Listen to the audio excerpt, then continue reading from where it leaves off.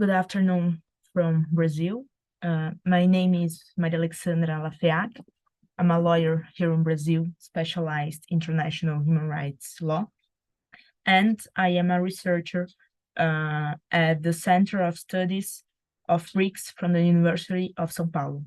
It is with great pleasure that we continue with another event of the 7th BRICS Conference with the topic of eradicating poverty, seeking equity, and social justice.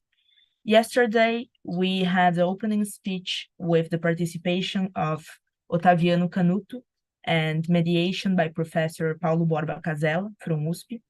And we had this morning an excellent panel on agro-BRICS, which actually are both available on the Ibrashina YouTube channel for everyone to watch.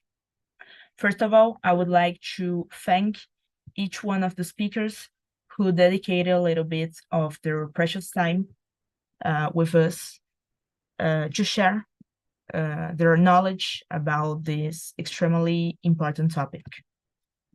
Just giving a quick introduction, when the BRICS was created, including Brazil, Russia, India, China, and shortly after that, South Africa, this group didn't just come together because it shared being an emerging economy.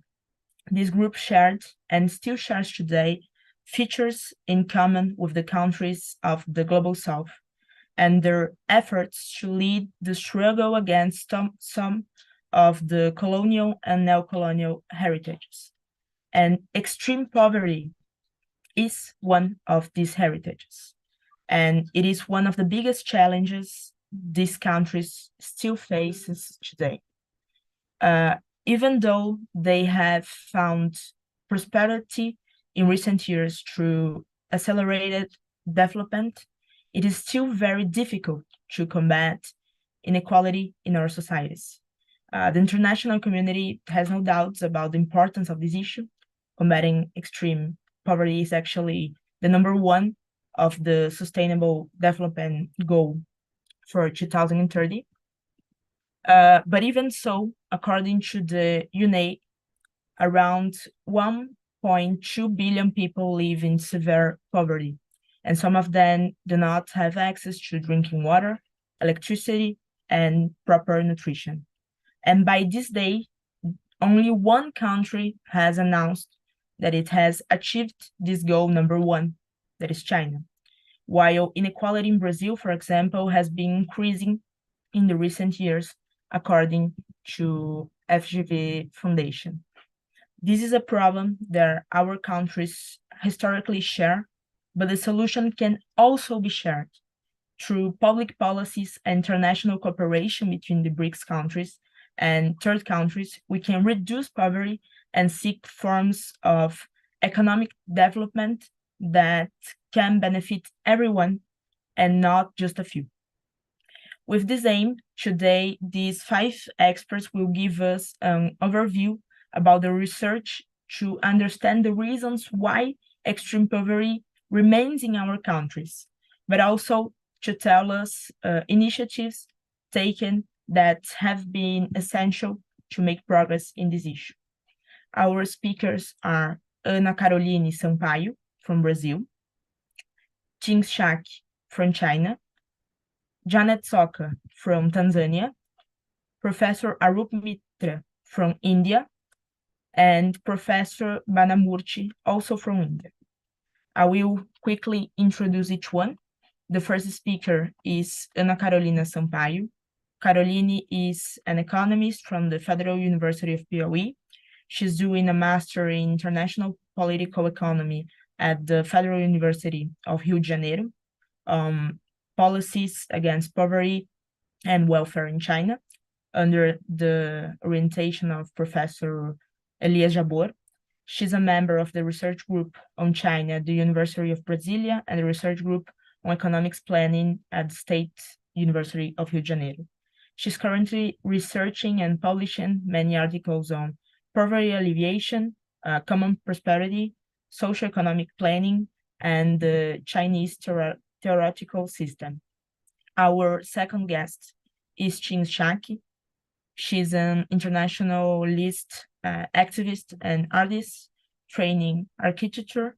She has been working with diverse working class movements across the global south. She has a master from Toronto University and is the author and illustrator of the book Undocumented, the Architecture of Migrant Detention.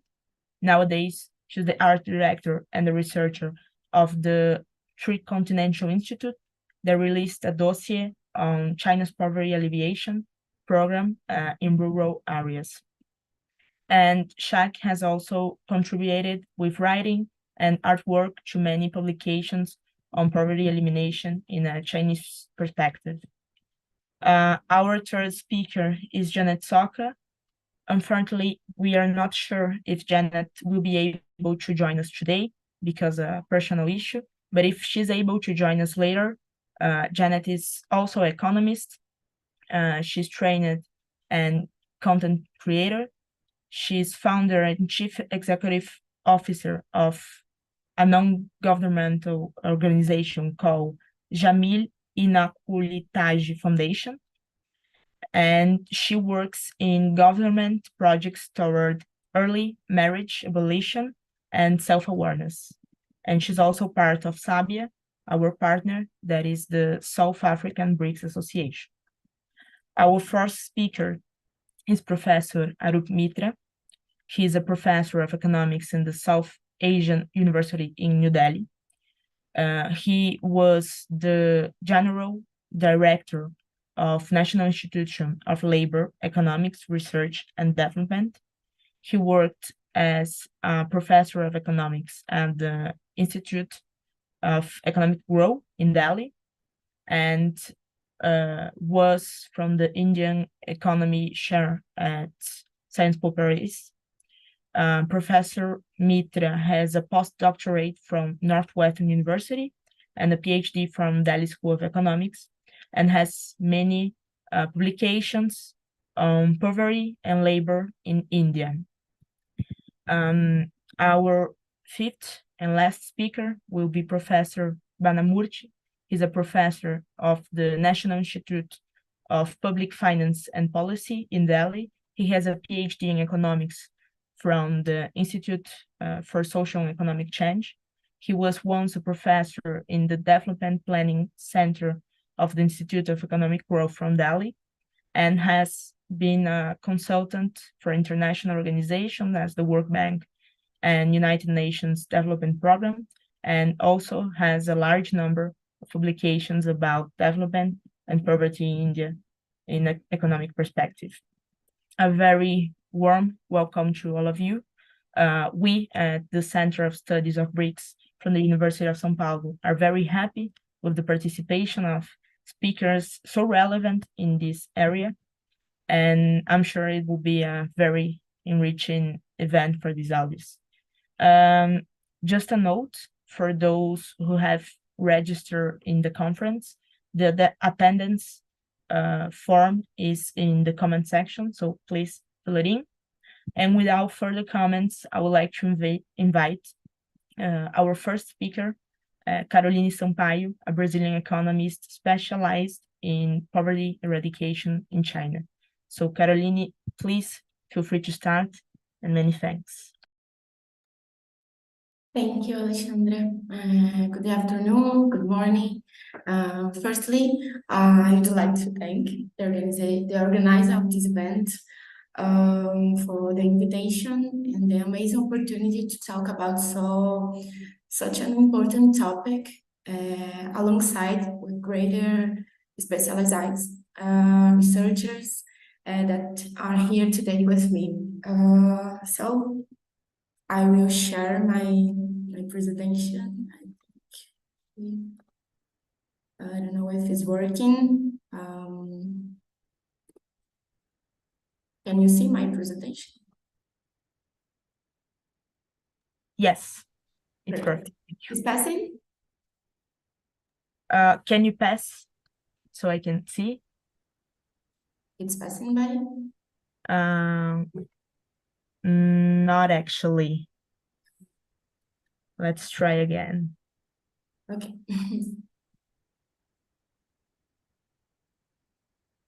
If it's not working, I can close the large screen and use a small, I don't know. Okay, we can use like that. If you want to. No Okay. problem. Okay, the subject I will present here will be poverty alleviation and common prosperity in China. So, first of all, it's important to position the poverty debate in global context. Alexandra already did part of this, thank you. But according to, let me close here to see my slide. Okay. Perfect. According to United Nations, in 2010, extreme poverty reached 15.7% of the population, and in 2015, this percentage decreased to 10%. Between 1990 and 2015, poverty was reduced by half in the world. A more recent United Nations report estimates that 93 million people have entered the extreme poverty line because of the coronavirus pandemic, and that around 4 years of progress against poverty has been erased. So, in other words, due to the COVID crisis, several years of success in poverty reduction in the world were lost because a lot of economic problems and a lot of political public problems. So I have to pass by here. And what does China appears in this context? China was largely responsible for lifting people out of the extreme poverty. Between 1978 and 2020, 770 million people were lifted out of poverty in China. This represents 70% of the global total. This showed that removing the debts of China, the scenario of combating poverty in the world is not so positive. And it stressed the idea that poverty is very poorly distributed in the world. That is, it's concentrated in some regions of the globe.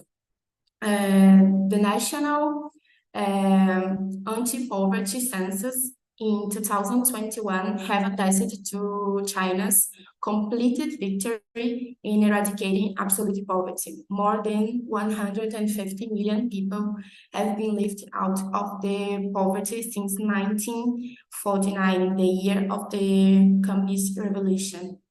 That said, I argued that in my research, I argued that poverty alleviation in China is more than just lift people out of the poverty because poverty is bad, because it's not nice to have poverty. It's more than this, but also is an elementary task of building socialism with Chinese characteristics.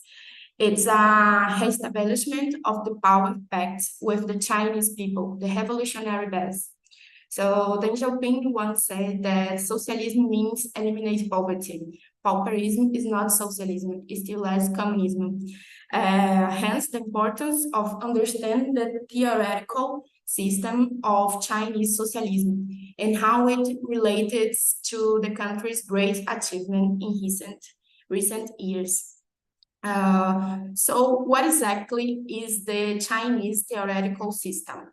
From an adaptation of Marxism, China's leaders and policymakers developed the Chinese theoretical system based mainly on Deng Xiaoping thoughts, triple representation, and scientific development. These concepts shape the socialism with Chinese characteristics, with the Chinese Communist Party and the forefront of the modernization process and focus on the people as the reason of being for the common prosperity vision.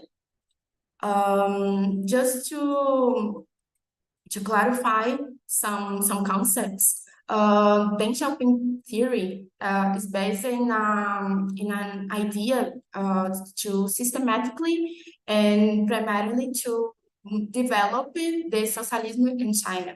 it's necessary to do a lot of change to develop the socialism and to develop the economic and the productive force.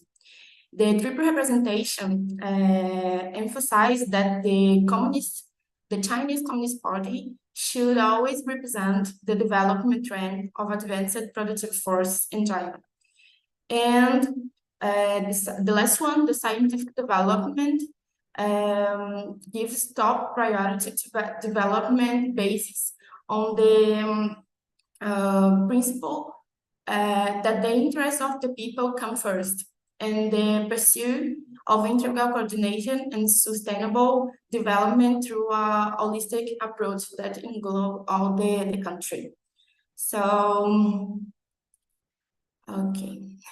The idea of, how can I put these three concepts together? The idea of the need for development to consolidate socialism, the primary role of the Chinese Communist Party in the development of productive force and meeting the need of the Chinese people through economic and social development, guide the fight against poverty in the country. So I cannot go into the details here about poverty reduction in China, but luckily we have things Shak in this table, one of those responsible for an important study on poverty reduction in the Instituto Tricontinental. I use a lot of this study in my research. Thank you for their evaluating. It's an amazing job. But I choose to do a very small explanation about this. But programs to combat poverty in China do not only look at the issue of income. They adopt a multidimensional approach. It's like Alexandra talked in the beginning, that education, healthy, and water, and a lot of service that are considered when Chinese talk about solving the problem of poverty. Poverty has been lived in China in several ways: land reform, creation of town villages and enterprises, development of coastal regions, and creation of special economic zones. And later, the development focus on the west side of the country. So it's a huge process that starts in 1949 with the revolution. So poverty reduction in China can be observed from two perspectives: development-led poverty reduction and target poverty reduction. Here, let me see. Can you see the picture? Here? Yes, we can. Perfect. Perfect. Let me put here. So this is just an explanation. Very, I think this is really nice to understand. But first, I will try to explain the part of development-led poverty reduction. Economic development in China was responsible for improving the population's income, the population, the people's well-being. But many Chinese were lifted out of poverty through this strategy, but more resilient and more resistant of the rural need, rural people who are really poor this problem cannot be solved only with development-led poverty reduction. So it was necessary to develop a new strategy. So to make this possible was necessary primarily through the 12 and the 13 5-year plans, as well as the target poverty reduction programs. They developed a target poverty reduction strategy included participation of a large number of party members and civil society and companies and business people to be part of this amazing job to let out of poverty the less poor people in China. So here they use an approach that achieve the target efforts in 6 areas that they could identify who are currently arranged target programs. And I will not read all this, but just to understand that this target poverty alleviation program has these 3 dimensions. I will put this for here to see better. The first one is achieve the target efforts in 6 areas, implementing the 5 measures of poverty eradication and addressing the 4 questions in poverty alleviation. So in this point of the Chinese fight against poverty, they had some questions to guide to find the poor people and discover why they are poor and why can we solve and how can we solve these problems. So they use a very targeted strategy to fight against poverty. This was the last challenge in poverty alleviation in China. And now, so China's policymakers have some concerns. Now they eradicated the extreme poverty in the country. They have some concerns. The first one is keep people out of poverty. Left people out of poverty is not an end. The main way of doing this is through the rural revitalization, modernization, and consolidation of the Chinese dream. Other things that concern the policymakers in China is the reduction of inequalities, a huge problem and an old problem in China that has to be a main concern, especially now. So develop society as a whole, so that common prosperity can be enjoyed by all, because this is the vision of the party and also of the vision of the socialism with Chinese characteristics, the common prosperity. So the last part of my presentation is a really important part. What is the main China's contribution to the world?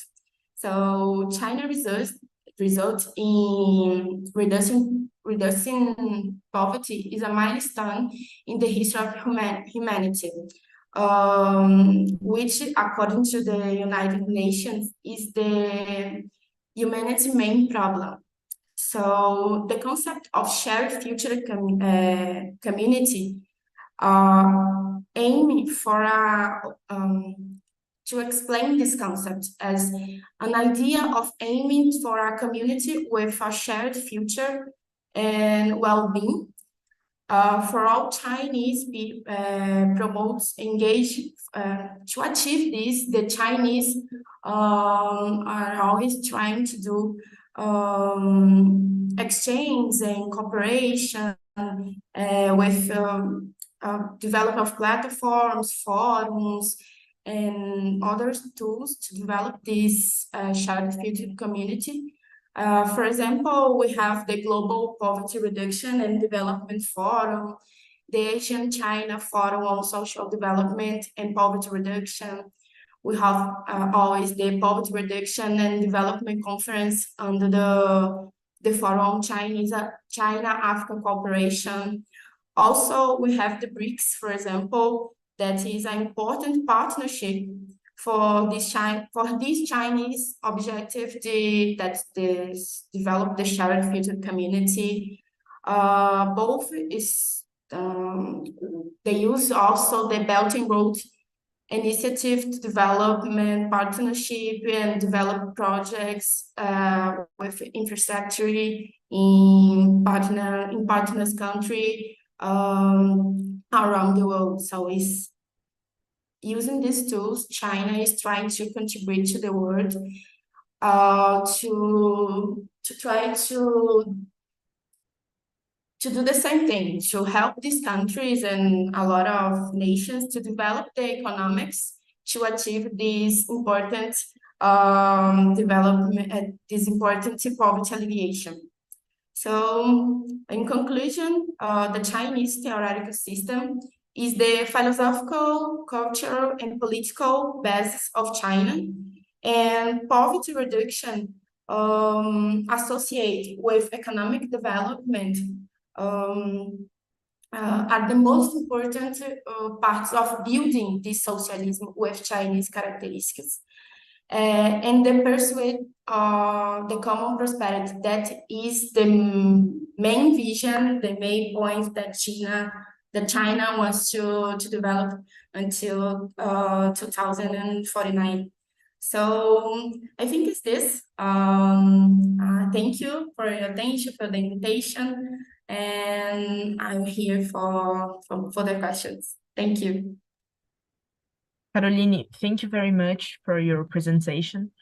You brought very important contributions on understanding the Chinese theoretical system and its relation with the development-led poverty reduction, which of course it's a very interesting example for other countries from the global south.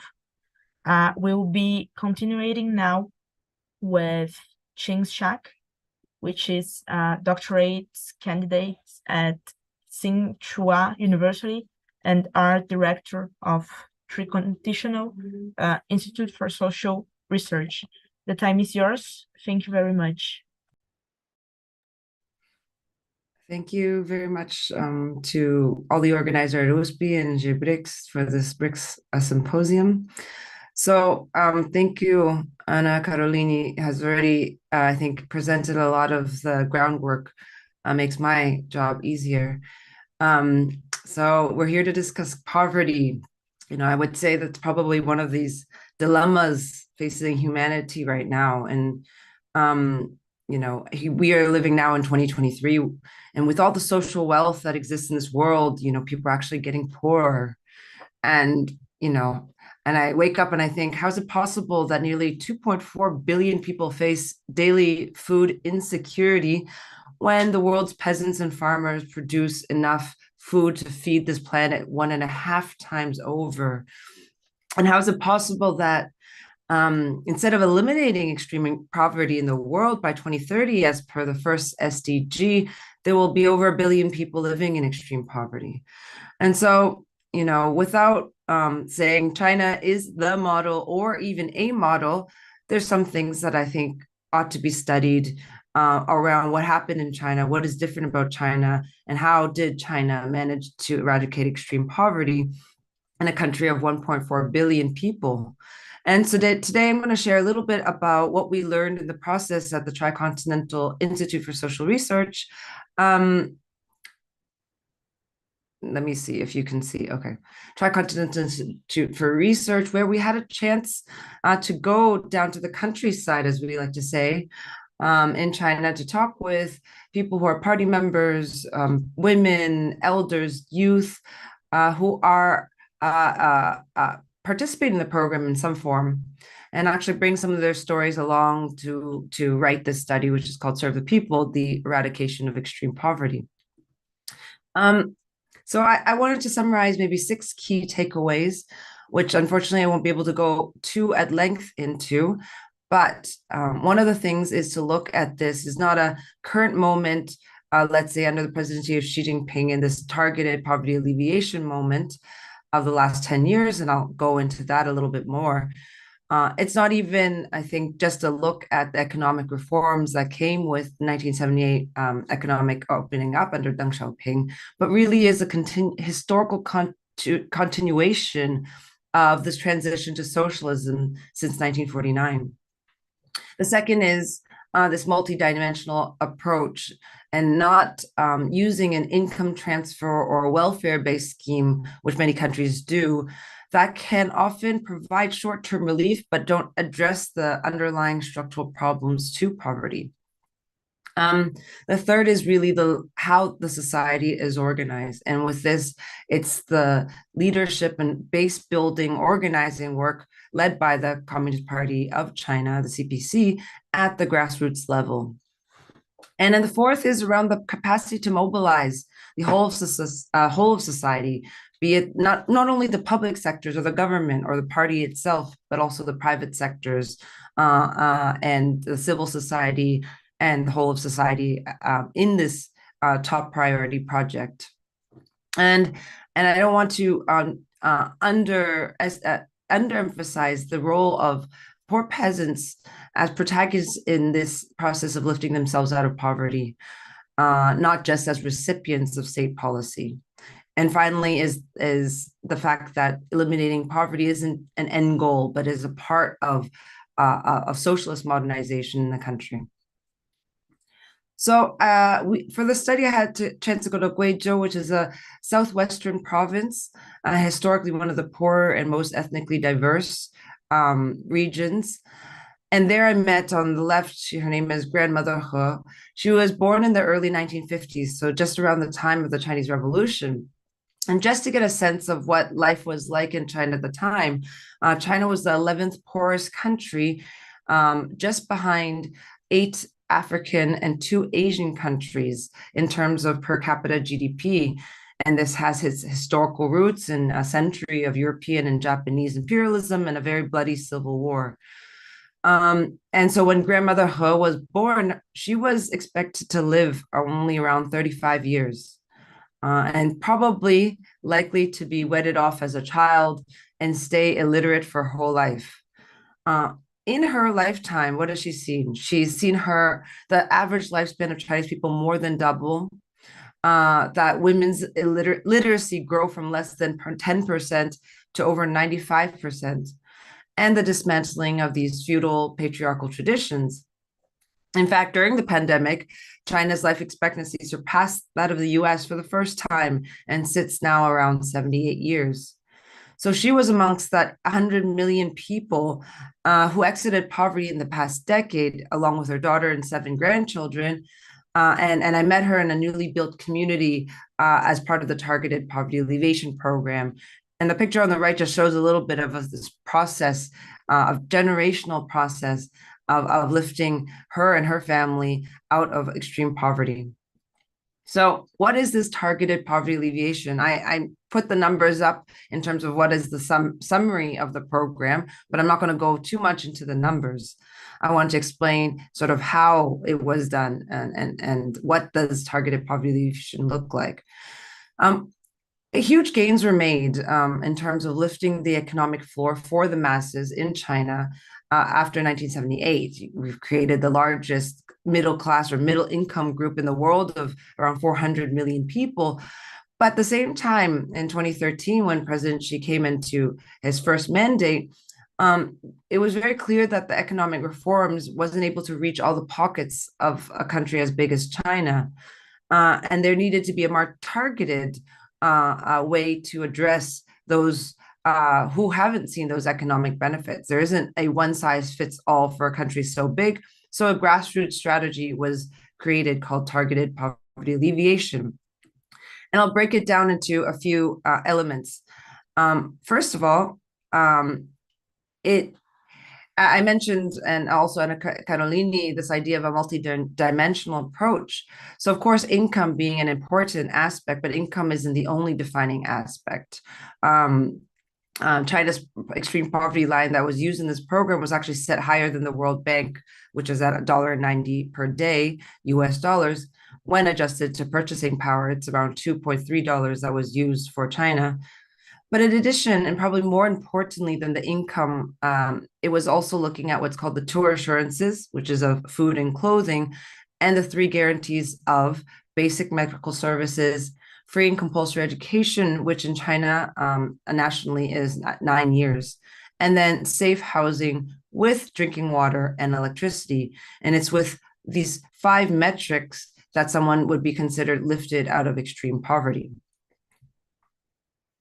One of the things I like this quote of saying, "Don't use a grenade to blast a flea," which is very much the essence of why we need a targeted poverty alleviation method rather than a sort of one-size blanket program for a country so big and so diverse. So one of the important aspects is, as I mentioned, the capacity to mobilize the party itself. You know, the CPC is such a large organization. It's, you know, imagine if half of Brazil were members of the Communist Party. That's probably about how big the party is. And then imagine another 800,000 party cadre that were organized to go down to the countryside in 2014 to literally knock on the doors of millions of households to look at things such as income sources, education, housing condition, health. And with that and the metrics I just mentioned, they were able to identify just under 100 million people who went into the TPA program. And then imagine also then, in order to try to resolve or set a path or a plan for each of these families and individuals to exit poverty, the party sent 3 million people to live and work in the countryside, one cadre for 5 families, one team assigned to every village. And of course, I think this aspect of the protagonism of people and peasants themselves is that this isn't just around officials coming down to the countryside and deciding whether a family is officially registered as poor or not, but it's also part of a process of grassroots democracy, how villagers participate. And this is an image of a democratic appraisal meeting where people actually debate and discuss the conditions of each family as per the conditions of village life. The second is that a party alone, even as part organizations such as big as the CPC, isn't able to do this alone, and the state alone cannot do this. It's about mobilizing the sectors of society and also public support for this top priority of the country. And so this included mobilizing people and technical expertise. And I want to just mention one aspect of how this would have been done. So for example, there was a national training program created for teachers and doctors, so that in exchange for free education to become a professional teacher or doctor, they would actually need to work in a poor or an ethnic minority region for periods of time, so for some years at a time. And under the schemes like this, 17 million rural teachers were trained, and 190,000 were dispatched to the countryside, and part of this to assist with the poverty alleviation efforts.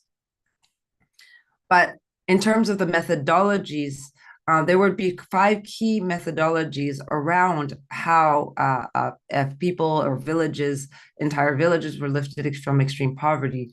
And the first and foremost has to be around industry. How do you mobilize capital, which includes the pairing of public and private enterprises with investments in certain poor villages? Because without developing industry, without developing the productive capacity and the capacity of individuals and their communities to generate income, it's actually impossible to imagine a long-term solution to the question of poverty. So in many cases, it looks like developing agricultural cooperatives, or also connecting the countryside to urban markets, whether it's through providing the infrastructure, be it internet, railways, roads, and e-commerce infrastructure as well. The second and probably one of the most enduring aspects of poverty eradication is education. So huge investments were made in terms of building of new schools or in the improving of old ones and training of new educators, as I just mentioned, and also building incentives for students from peasant and poor families to go to university. So just as an example, in the last decade, 70% of first-year students in Chinese universities were the first ever in their families to attend. And 70% of those were students from the countryside. So this has been a huge generational shift around access to higher education for people coming from poor areas from the countryside. And on a question of gender, which is important to note, is that China now ranks first, according to the Global Gender Gap Report, in higher education gender parity or gender equality. In fact, now there are more women in universities than there are men in China. The third aspect I think is very key, is to recognize that in the process of the opening up reform, huge environmental costs were borne, not only in terms of air quality, it's the deforestation, it's the destruction of a lot of natural environments. So part of what is called the ecological compensation is to generate jobs through ecological conservation and restoration of those areas that have been harmed in these last decades. So hundreds of thousands of jobs have been created in reforestation and afforestation, which is the creation of new forests. And I know that we have some friends, some professors from India as well, but together China and India have been responsible for 1/3 of the new forests, croplands, and other types of vegetation globally since 2000. So really, China and India have been leading in this greening the world initiatives. And I'll just touch briefly another mechanism, which is of course essential for those who are unable to work, for the elderly, for those with disabilities, is to strengthen the social assistance mechanisms in the countryside. And for those families living in areas that are extremely remote or exposed to frequent disasters, it's pretty much impossible to break the cycle of poverty without moving to a more habitable environment. So in the program, about 10%, this is kind of a pretty much a last resort situation, but about 10% of the families were relocated into new communities that were built that include a lot of the important amenities. So when I talked about Grandmother He in the earlier part of my presentation, I was meeting her in one of these new communities. So I guess I want to say, looking forward, is that eradicating extreme poverty, of course, isn't an end goal. It's just a minimum program step. So it was what China called the first centenary goal in time for the founding, the 100th anniversary of the founding of the CPC. And today now is China's working towards a second centenary goal, which is the 100th anniversary of the founding of the PRC in 2049. And that's of how to build a modern socialist society. And this idea of modernization, I think, is interesting. For many of us, I think coming from the global South, the sort of capitalist Western definition of modernization has not really been a very positive word in our books. I mean, I think in Latin America, we have lots of dependency theorists that came out to understand what has been this modernization for Latin America and the Caribbean. In Africa, many thinkers, whether it's Walter Rodney thinking about the underdevelopment of Africa, or neocolonialism with people like Kwame Nkrumah, we have seen that this path of modernization has really created a model of indebtedness, deindustrialization, especially in the neoliberal era. It's turned many of the global South countries into exporters of commodities, and has pushed structural adjustment programs that has only weakened the capacity of our countries to resolve the material problems of the people, with poverty at the center of it. So I want to point out one thing, which is when the National Congress of the CPC in November of 2022, just last year, President Xi said in his report of understanding what is this new sort of Chinese path to modernization, socialist modernization. And he said, and I'm quoting now, "In pursuing modernization, China will not tread the old path of war, colonization, and plunder taken by some countries. That brutal and bloodstained path of enrichment at the expense of others caused great suffering to the people of developing countries."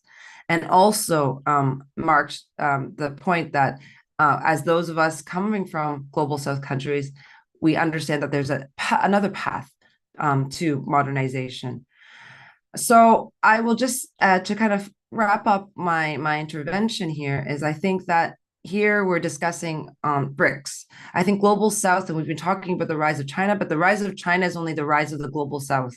And that global South countries are actually building new platforms of multilateralism, of new regionalism, which is providing economic and political platforms for another path to development that protects and hopefully protects the national sovereignty of our countries.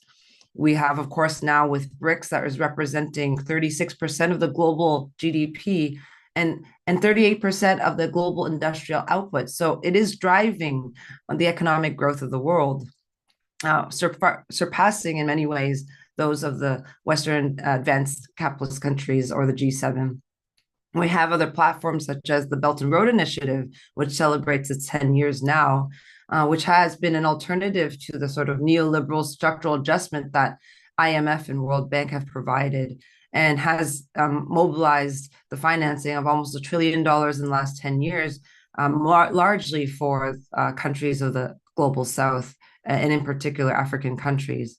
But we have other platforms, for example, the Shanghai Cooperation Organization that covers the Central and Western Asian region. We have CELAC in Latin America and the Caribbean. We have ASEAN in Asia, and many, many more platforms that the Global South is building. And so I think oftentimes, and I'm grateful for platforms like this, many people don't have a full understanding of China's actions domestically or internationally and how it's contributing to the building of some of these spaces. And perhaps it'll be interesting to just share that at the Tricontinental Institute, we've been pairing with a Chinese journal called Wenhua Zongheng that has been trying to bring some of these debates and discussions amongst Chinese scholars on these big questions of our times. So, for example, here we have a first issue that's looking at the rise of the Global South and what that means for this new international order. The second issue, and this is all online in English, Portuguese, and Spanish. Second issue is looking at China's battle against poverty, which is linked to this panel here, but what this has to do with this question of socialist modernization. The third issue we just came out with is looking at the Belt and Road Initiative and China-Africa relations. So I'll just wrap it up there. Thanks for the opportunity. I think this what we're calling this new Cold War era is really important to build more bridges of understanding and learning, because ultimately we have a shared interest, which is strengthening the ability of the Global South to confront some of these dilemmas facing humanity, of hunger, of poverty, of climate catastrophe, and chart a path towards a sovereign national development. So thank you very much. Thank you very much for your very didactic exposition. The study carried by Tricontinental, it's very, very interesting. It doesn't just include numbers, but also people's perspective and experience on those last year changes, which are visible in the lives of these families. And for this to happen, as you said, it is essential to consider poverty as multidimensional in South globe. Now I understood that Professor Banamurti has an event after. So, Professor, are you able to speak right now? If not, if it is not a problem for Professor Arup Mitra, do you prefer to be first, Professor Banamurti? No, I think Professor Arup Mitra can go ahead and I'll join. Sorry, I did not hear. Professor Arup Mitra can start then? Yes, yeah. So okay. Yeah. Okay, so in this case, our next speaker, coming from an Indian perspective, is Professor Arup Mitra. Feel free to start. Thank you very much. Thank you very much for giving me this platform to share my thoughts and research findings on eradicating poverty, seeking equity, and social justice. I hope you were able to see my screen.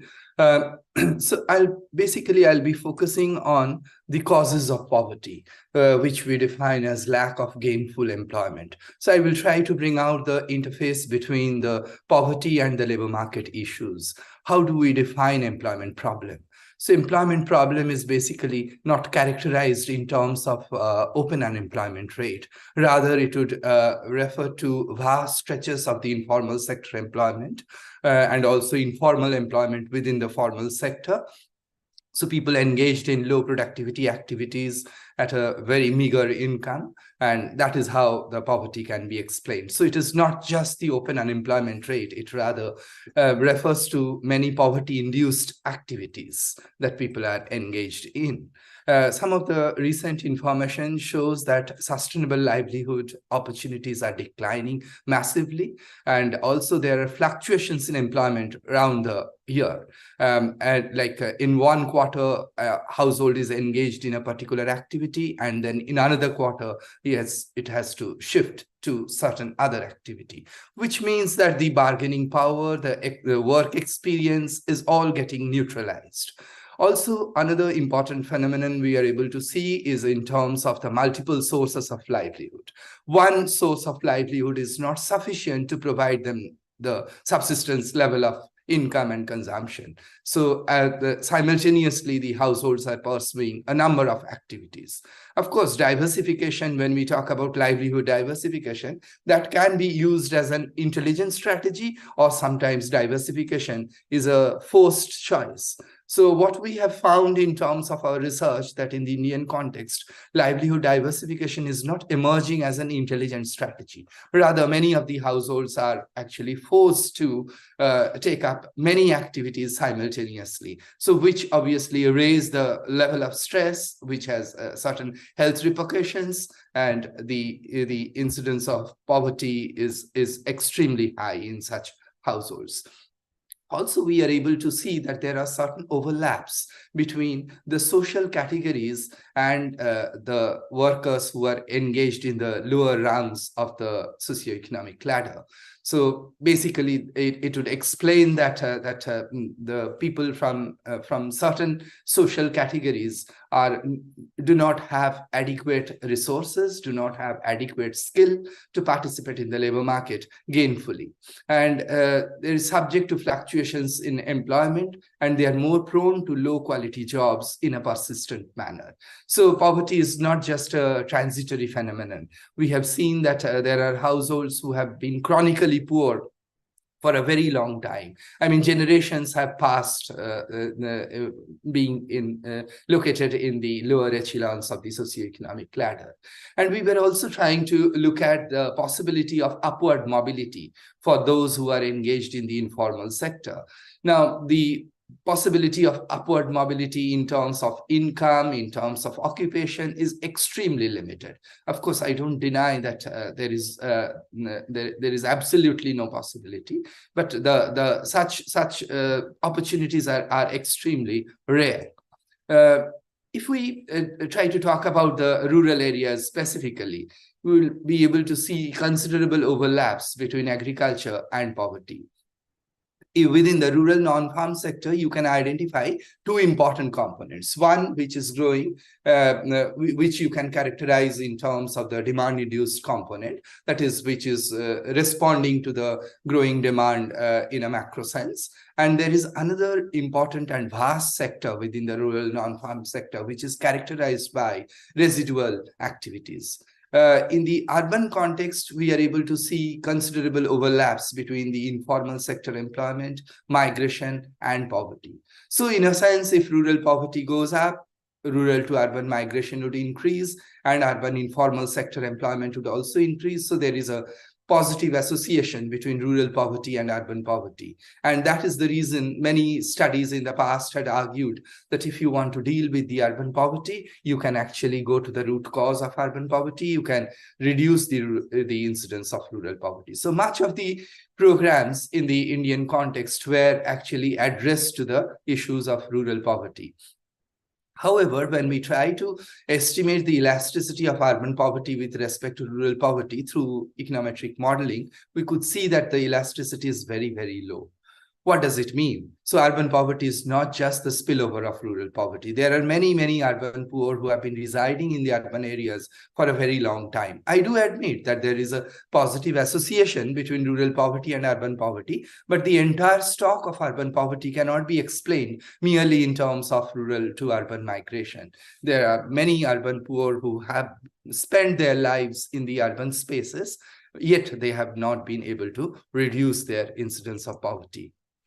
Of course, some of the urban jobs, particularly in the informal sector, help reduce poverty. So that is also an empirical fact that within the informal sector, there are certain pockets, there are certain occupations in which people have been able to reduce poverty, people have experienced upward mobility.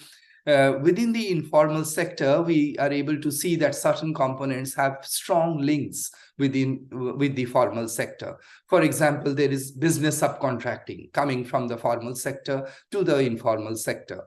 So in that sense, if there are certain macroeconomic changes, if the formal sector is growing very rapidly, one would expect that the informal sector would also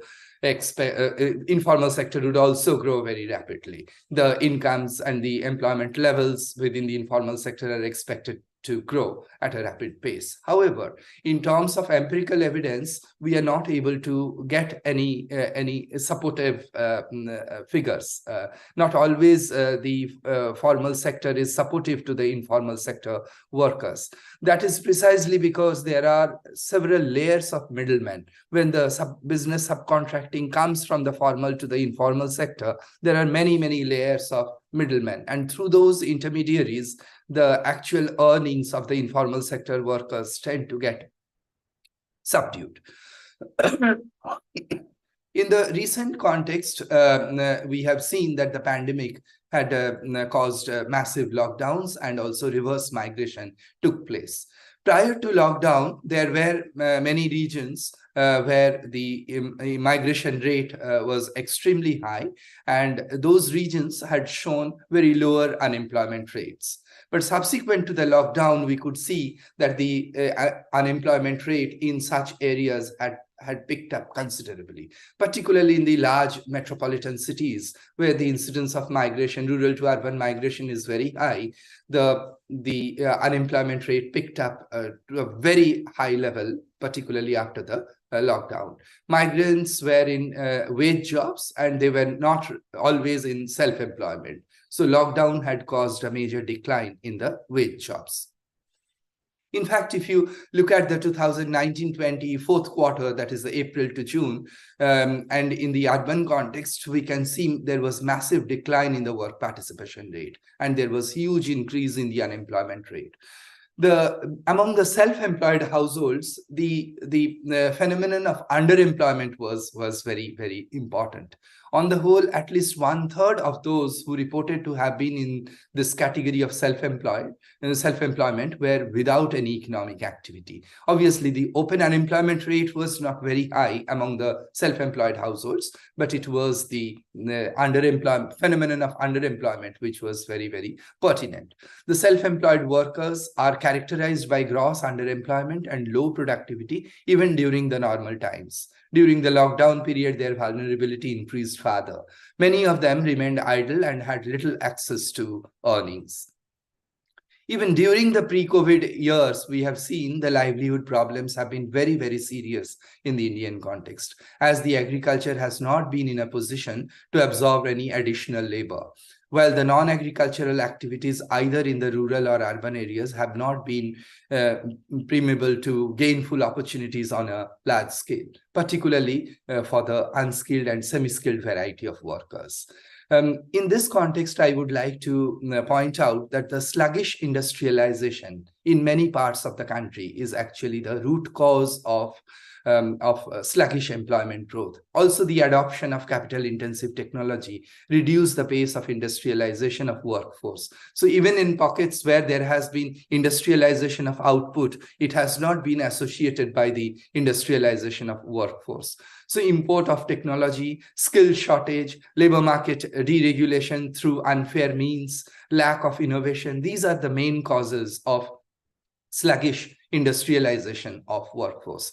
On the other hand, we have seen that the services sector has shot up much before the per capita income rose to the comparable levels as per the historical experience of the present-day developed nations. But it involves a significant dualism. Dualism in the sense you can identify two important segments within the services sector. There is one segment which is characterized by high productivity, and the other segment would comprise vast stretches of residual jobs. which would overlap with the informal economy. In fact, if you look at the composition of the informal economy, you would find that about 60 to 70% of the informal economy in the non-agriculture sector would comprise service-oriented activities, and a very small segment would contain the manufacturing activities. So impact of industry and services on poverty, when we look at this phenomenon and we have tried to do some econometric modeling, we are able to see that the services sector has also reduced poverty. I cannot deny that fact. However, hypothetically speaking, if industry could have contributed to the overall growth to a large extent, then the industry-led growth could have reduced poverty to a much larger extent. So the lack of regular jobs to a sizable proportion of the workforce forced the casual labor market to become significant. And also the own account enterprises or the self-employed households emerged as a very significant phenomenon that emerged as a sort of livelihood source of last resort. The casual job market encompasses a great degree of volatility as labor demand and supplies interact almost on a daily basis. On the other hand, the self-employed households are characterized by a gross deficiency of financial and tangible capital in relation to the availability of human resources. So the capital labor ratio is extremely low in many of these own account enterprises. Now, in the context of reviving the economy, the urban informal economy must receive a great deal of planning and intervention. Given the heterogeneity within it, the recommendation of a uniform set of policy does not appear meaningful, though a couple of strategies may sound logical. I mean, we do understand that the informal sector is highly heterogeneous, so it's really impossible to talk about a single policy. But what we can at the moment talk about is the role of the intermediaries, that the huge layers of intermediaries exist between the formal sector and the informal sector. And the business transactions are actually taking place through these intermediaries. So it would be very important to reduce the role of these intermediaries so that there can be a direct interface between the formal sector and the informal sector. There are irregularities and harassments regarding space on which the informal economy functions. So in what way those harassments can be reduced is a very important question. In order to create livelihood opportunities, the short-term interventions in terms of employment guarantee programs will have to be introduced in the urban context. As you know, in the rural context, we have the NREGA program, the employment guarantee program, which has been very successful in some of the states, and at least it has been implemented on a very, very large scale. Immediately after the lockdown, when the reverse migration had taken place in many of the rural areas, these programs were implemented very, very successfully, and that is the reason why the open unemployment could be reduced significantly. But in the urban context, we really do not have any employment guarantee program. There are certain schemes, but not really on a very, very large scale. And the other important point that we have tried to highlight is relating to the training for improvisation of skill among the workers who are particularly engaged in the lower ranks of the informal economy. Similarly, the rural non-farm sector has never been revived in the Indian context. Only in a few pockets you can see that the rural non-farm sector has emerged as a dynamic sector. It comprises certain agro-based industries, but otherwise the rural non-farm sector comprises a large variety of low productivity activities. I mean, people who have been pushed out of the agriculture sector and who cannot afford to migrate to the urban spaces, they get residually absorbed in the rural non-farm sector activities. So in what way the rural non-farm sector can be made a dynamic sector is a pertinent question. So safety net for informal workers. In that context, we recognize that the government of India has initiated certain labor market deregulations, and they have tried to sort of come up with certain codes which relate to the employment of the workers in certain activities, including the formal and the informal sector. So the wage code, the industrial relations code, the social security code. The social security code basically tries to talk about the reskilling of the workers so that their bargaining power can increase. So if they are sort of thrown out from one activity, they would get employment in an alternative activity very soon. But in what manner these activities, these reskilling activities will be pursued is still not spelled out very openly. So we need to look into some of these issues very, very minutely. Occupational safety, health, and working conditions code. This was introduced particularly after the pandemic, when it was realized that the migrant workers had suffered a lot. So according to this code, now whosoever earns less than 18,000 rupees a month must get certain benefits like journey allowance and also the accommodation to be given by the employer, etc. But how this is going to be implemented is again a very, very important question. Within the formal sector, you can say that there can be supervisions, etc., through which it's possible to implement. But in the informal sector, where you do not have any direct mechanism of controlling the employers, it's really, really difficult. Now, in the backdrop of all these issues, I would also try to highlight that the new technology is approaching at a very rapid pace in many of the sectors, particularly in the formal sector. Very new technology has been adopted. Either it is innovated or it is imported from the Western developed nations, and they are highly labor displacing. Factor price as such does not have a major role. So the sensitivity of employment with respect to wage is very, very low. So if we are imagining that we can reduce the wage rate considerably, and that is going to contribute to employment creation, that I think that is only a dream. Rather, we have to think of many other tangible measures through which employment can be created, gainful employment can be created so that poverty can be reduced. Of course, there are scale effects when we say that a new technology will be approaching in many sectors and many activities within the economy. We presume that if entrepreneurship training programs can be conducted, then many middle-class youth can actually participate in economic activities. So even if per enterprise employment declines, the scale effect can be positive. So how to raise the quantum of investment, the entrepreneurship training programs, enterprise development programs, credit and marketing assistance, in what way it can be provided to a vast section of the population is the key question. Thank you very much. Thank you very much, Professor. Your point of view is very important to understand the relationship between labor conditions, in special the industrialization and urban informal sector and poverty in India, and the need of employment programs. So many thanks for your very enriching contribution. For last but not least, we will hear Professor Vanamurthy, if he still has some minutes for us. He's the professor of the National Institute of Public Finance and Policy in Delhi. So please go ahead. Yeah, thank you, Maria. Can you hear me? Yes, I can. Yeah. So first of all, let me thank you for giving me this opportunity to be part of this panel. In fact, my very illustrious former colleague, Dr. Arup Mitra, has almost taken care of the India's perspective. What I bring to the table is to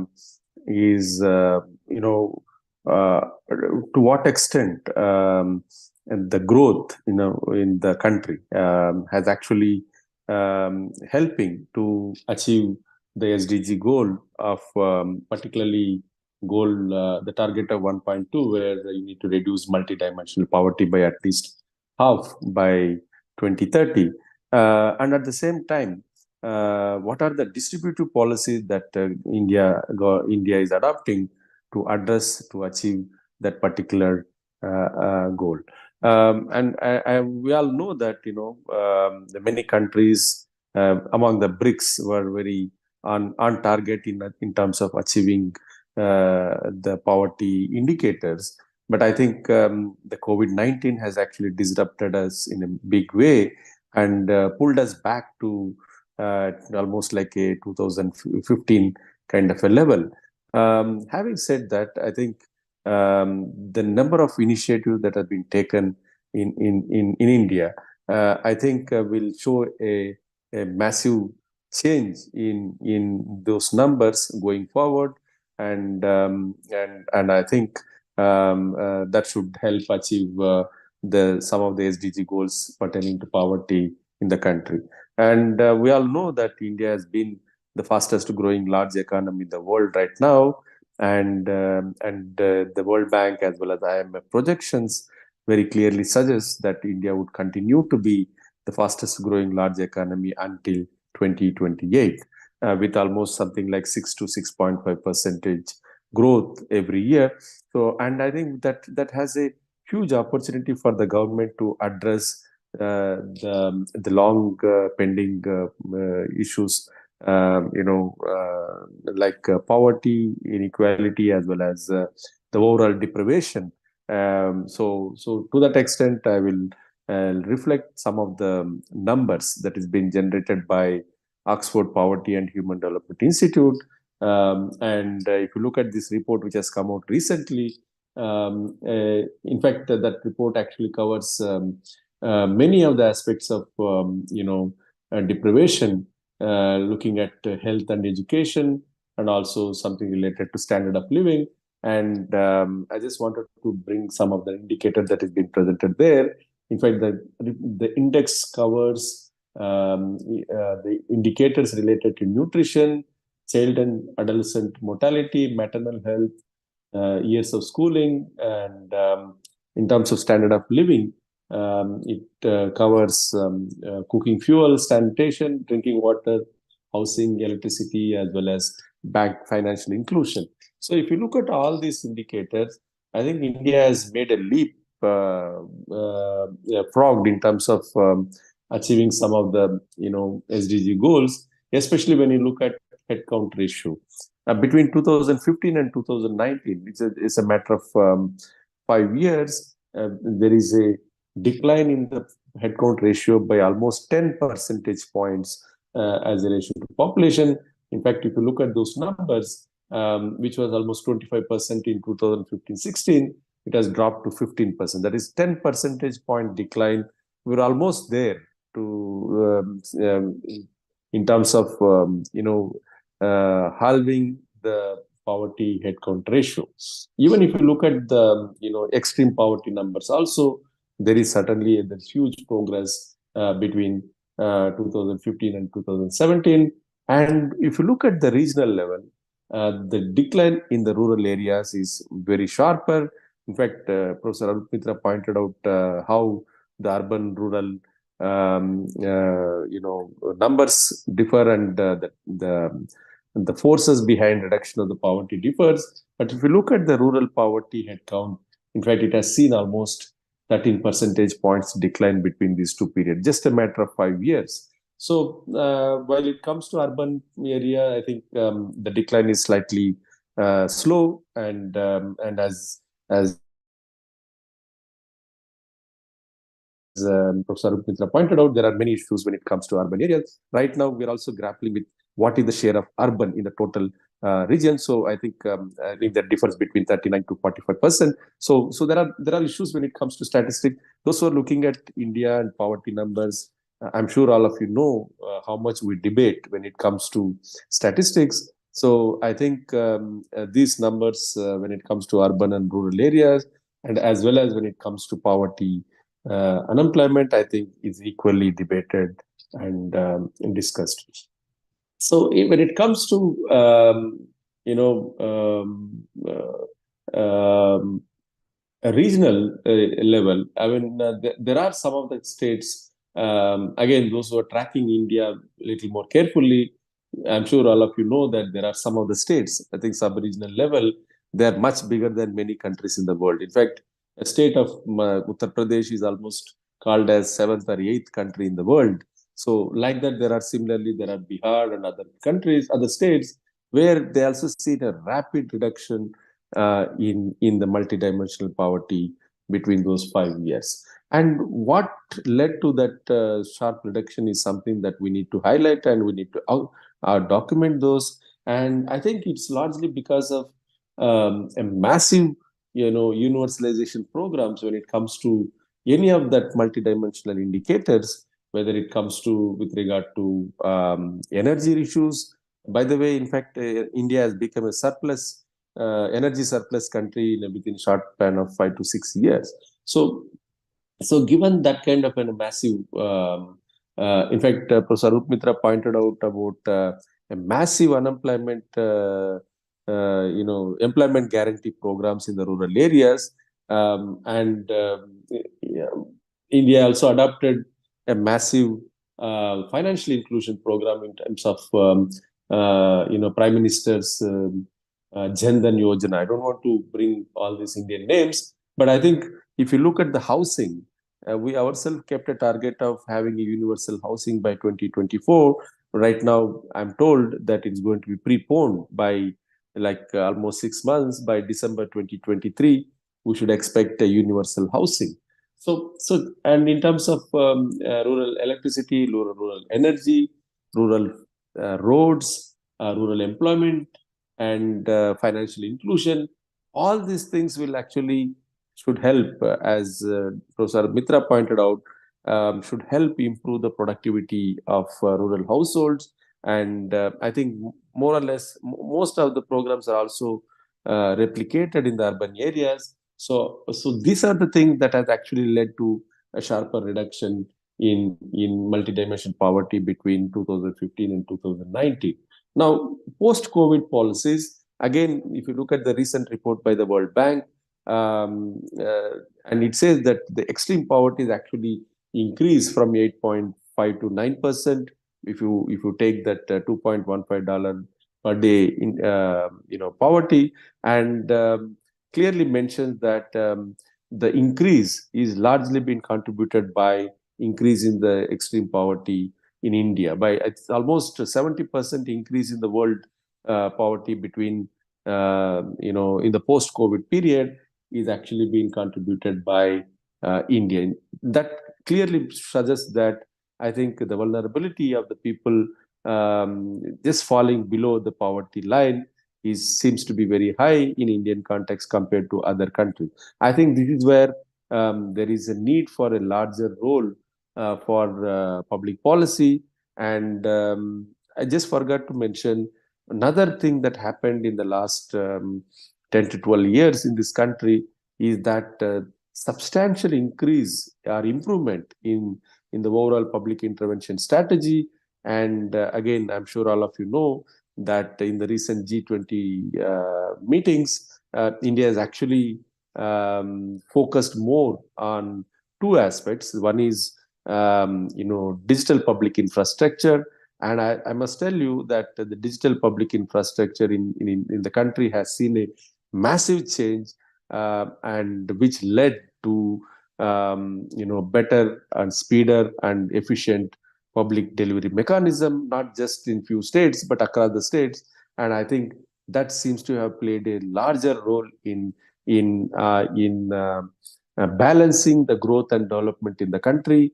And I think going forward, that should be a game changer for a country like us. So, and I completely agree with Professor Mitra. I think we need to have, when it comes to urban areas, I think we need to look for some of the flagship programs like employment guarantee schemes.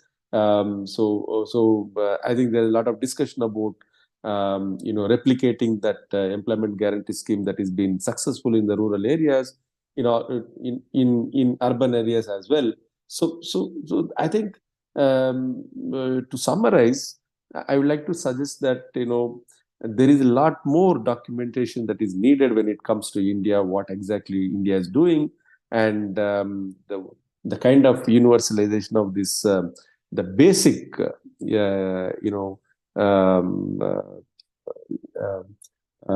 what to say, basic necessities for the household, like housing, drinking water, electricity, energy, as well as employment, I think we are going to see a rapid change in terms of how we are going to look at these poverty numbers in the country.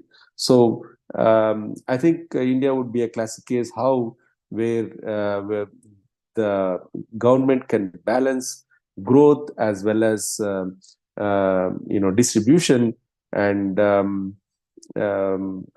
think that would be helping India to achieve many of the sustainable development goals by 2030. But I must say that particularly when it comes to extreme poverty, I think we'll be, in a couple of years, we should be in a position to achieve the SDG goals of reducing by half. So let me stop here, and I think it's a learning for me from other presenters, and I certainly learned a lot, and I hope to contribute to further discussions in future also. Thank you so much.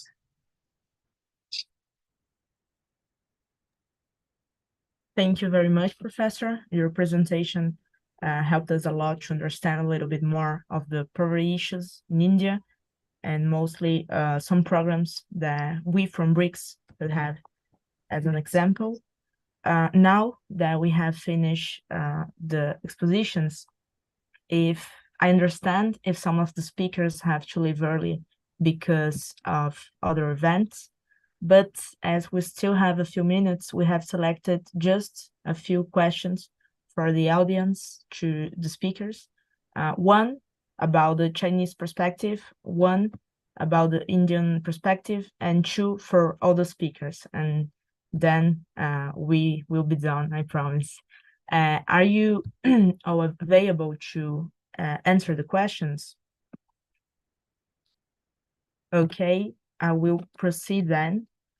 The first question from the audience is about the Chinese perspective. So Caroline and Chings may help with that. I will say, just to get it quicker, as I know you have other events, I will say all the 4 questions, and then you feel free to contribute as the way you prefer.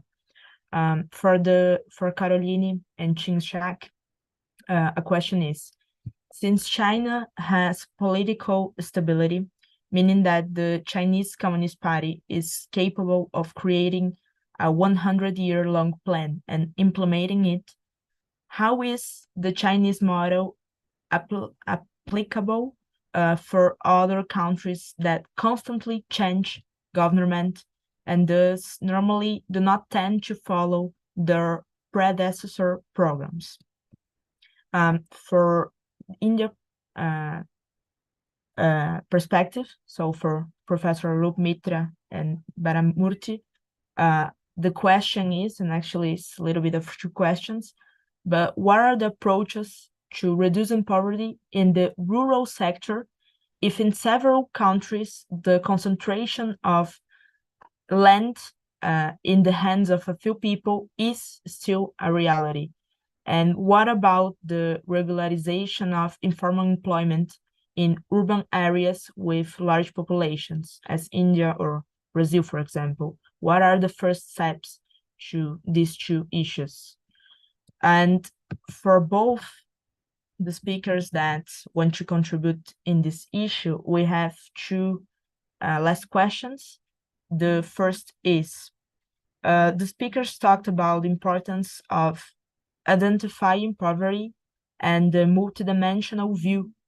Today, many international organizations still only use the income criteria to classify people in extreme poverty. Is there a lack of data on this topic? And is this an obstacle to alleviate poverty? And the second and last question is, how does the forum or comparison with other countries can favor new policies for reducing poverty? So feel free to answer the questions that you prefer. I don't know if maybe we can follow the same order, if Caroline wants to contribute. Unfortunately, I have no time. No problem. I have an appointment 7:30 p.m. I'm already late. but I think things can answer. But thank you for the questions. I have my email. The organizers have my contact. If someone wants to hear from me, for my opinion, I can answer later, because now I really have to go. No problem, Caroline. Very Thank you much. very much for your contribution. It was really great. So thank you. Caroline and issues always around talking about China is how applicable is this model given the very unique circumstances, political. I mean, I think there's some principles, even if the political structures are quite different, and even if under electoral systems, it's hard to make 100-year plans or 5-year plans even. One of the things is the learnings around the process of industrialization, the importance also of how different regional, within a country, the regional advantages, and it's actually what Deng Xiaoping said. Oftentimes, I think in the West, people only quote the beginning section of his quote, which is that let a few people get rich first, but then not the rest, which is that those who get rich first have responsibility to lift others up. And the process in China has looking at industrialization on a regional basis, focusing on, in the early periods of the opening reform, the Eastern Seaboard, the Eastern regions, and focusing on their strategic areas. And 40 years later, when those areas have been able to be developed sufficiently, they were paired directly with Western regions or central regions were underdeveloped or less developed. And that has been a very key aspect. And I think we can think about this not only from within national levels, but how we think about new regional projects.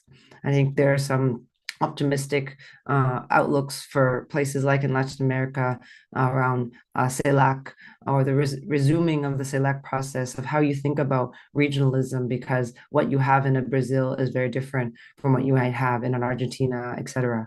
So that kind of thinking can be learned, I think, from the Chinese process.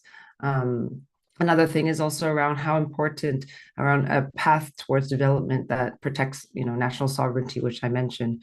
Right now, we see that a lot in terms of this moment of what was called the trade war, decoupling or de-risking now in terms of technology, and how much that has actually forced Chinese development of a sovereign, digital sovereign pathway. So I'm kind of trailing from directly talking about poverty, but these are aspects that I think are very important for many global South nations that are still trying to chart their own path.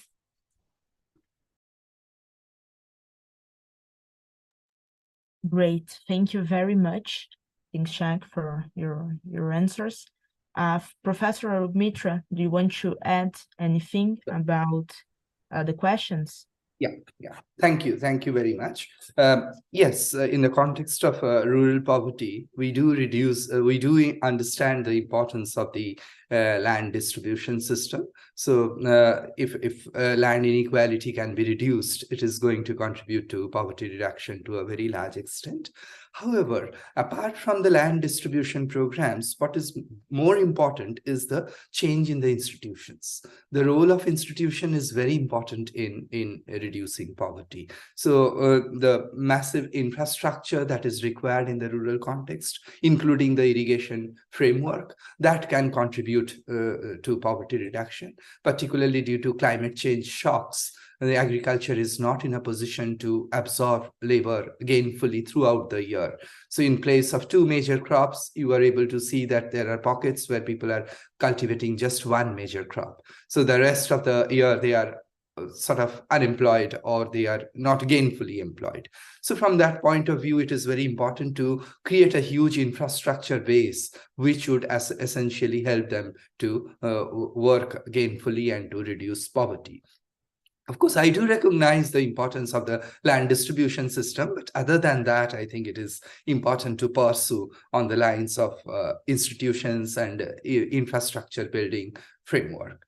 As far as the urban informal sector is concerned, there are many problems which are associated. Yes, one is about the irregular nature of the informal sector. So regularization of certain activities can perhaps help productivity to get enhanced.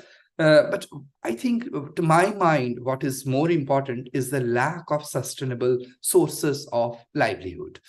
So people are engaged in multiple activities simultaneously. People are changing jobs from one activity to another. In one season, they are pursuing something, and in another season, they are changing to certain other activities. So I think the lack of sustainable sources of livelihood or productivity, highly productive activities is something that is missing in the informal sector context.